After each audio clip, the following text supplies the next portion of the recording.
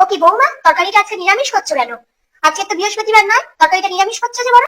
হ্যাঁ মা, এই তরকারিটা করছি। এই তরকারিটা না ঘি আর গরম মশলা দিয়ে করলে খুব সুন্দর খেতে লাগে। একবার খেয়ে দেখবেন, মুখে লেগে থাকবে। আমার বাপের বাড়িতে তো এইভাবেই রান্না হতো। এই তরকারিটা সবাই খেতে খুব পছন্দ করতো, একবার খেয়ে দেখবেন। আমাদের বাড়িতে ওসব চলে না।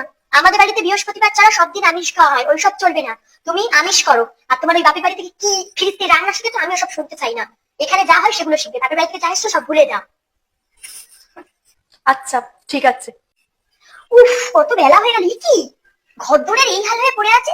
তা বৌমা, ঘরদোর এই হয়ে পড়ে আছে, এত বেলা হতে যায়, তুমি ঘরদোর কিছু পরিষ্কার করোনি? আসলে মা, আমি তো সব ভুলে গেছি।